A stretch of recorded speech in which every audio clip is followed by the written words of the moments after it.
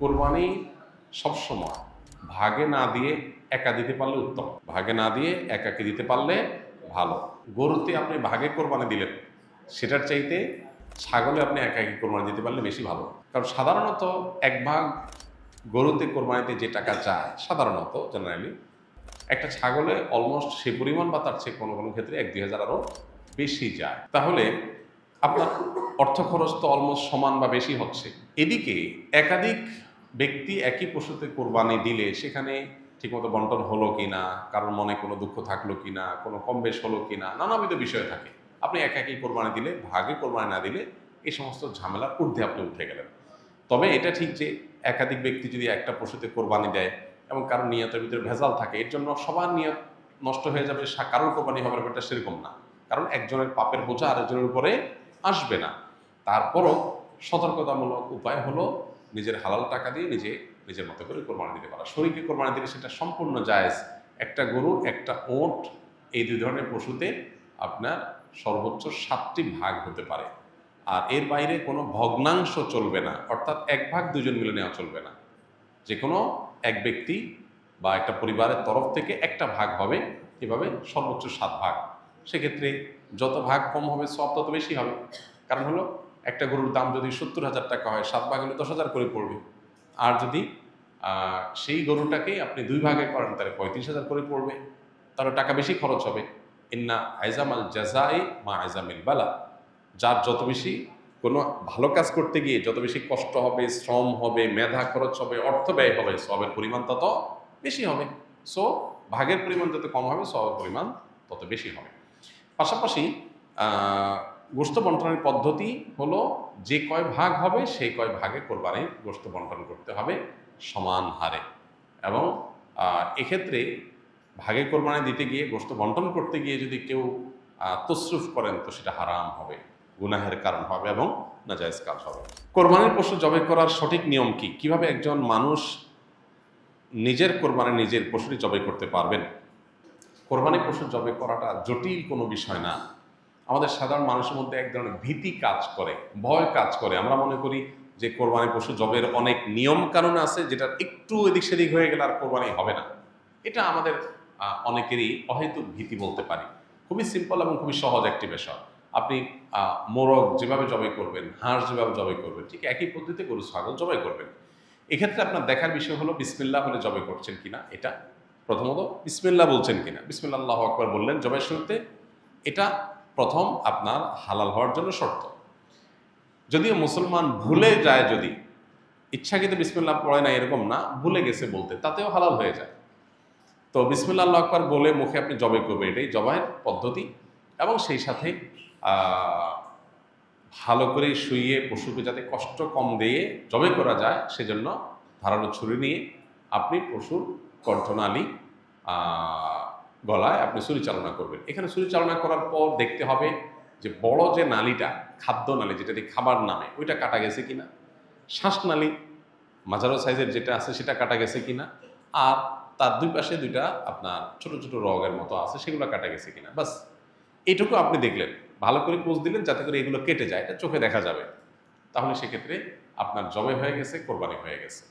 এরপর আপনি এই পশু জবের সময় বিসমিল্লাহ আল্লাহু আকবার বলার পাশাপাশি আরেকটা দোয়া পড়তে পারলে ভালো, না পড়লেও কোরবানি হয়ে যাবে, জবে হয়ে যাবে। সেটা হলো আল্লাহুম্মা তাকাব্বালহু মিন্নি, আল্লাহ এই পশুকে আমার তরফ থেকে কবুল করেন, এবং আমার পাশাপাশি শরীক থাকলে আল্লাহ অমুক অমুক সহ সবাই পক্ষ থেকে, বা নাম না নিতে পারলে আল্লাহ এই পশু যারা যারা কোরবানিতে শরীক আছে সবার পক্ষ থেকে আপনি কবুল করেন, যেমন কবুল করেছেন মোহাম্মদ সাল্লাল্লাহু আলাইহি সাল্লাম থেকে, ইব্রাহিম ইসলাম থেকে। বাস শেষ।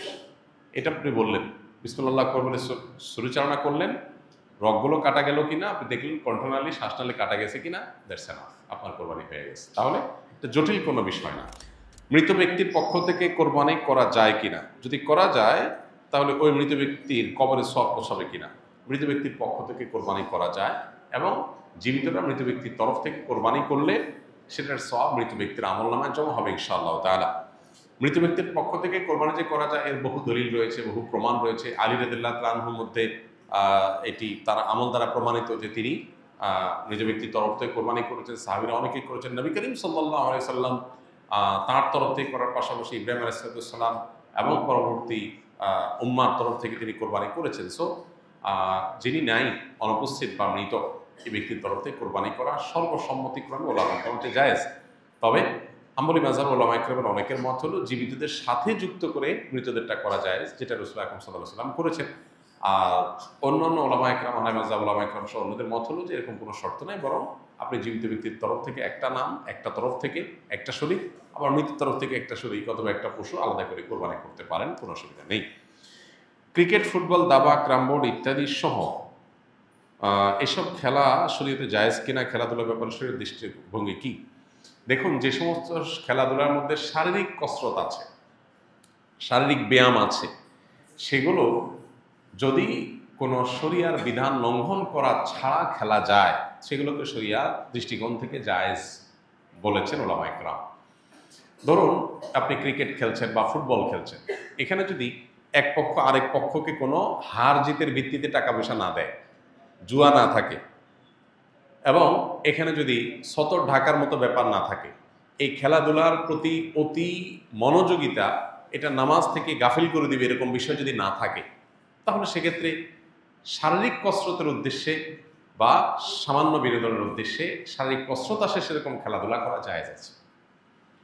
সেটা ব্যাডমিন্টন হতে পারে, ক্রিকেট হতে পারে, ফুটবল হতে পারে। ফুটবল খেলতে গিয়ে আপনি হাফ প্যান্ট পরছেন, সতরম মুক্ত করছেন, তখন এটা নাজায়েজ হয়ে যাবে। আপনি খেলাধুলাতে এত বেশি জমে উঠছেন যে আপনি নিয়মিত জামাতে নামাজ পড়েন, কিন্তু খেলাধুলা মস্তে গিয়ে আপনি নামাজ জামাত পড়তে পারতেছেন না, তাহলে সেই এত বেশি মোহ তৈরি করে ফেলে এটা জায়েজ হবে না। নামই যার খেলা, নামই হলো খেলাধুলা, খেলাধুলা, এই খেলাধুলা যার নাম, সেটা এখন আর খেলাধুলা নাই, সেটা সিরিয়াস ইস্যু হয়ে গেছে। এটা এখন অনেকের জীবন জীবিকার ব্যাপার, এটা অনেক আয় ইনকামের ব্যাপার, এটা মানুষকে ভুলায় রাখার একটা মন্ত্র, একটা মাধ্যম। এটার পেছনে হাজারটা বিষয় জড়িয়ে আছে। এজন্য ওই লেভেলের খেলাধুলা সেগুলো ভিন্ন।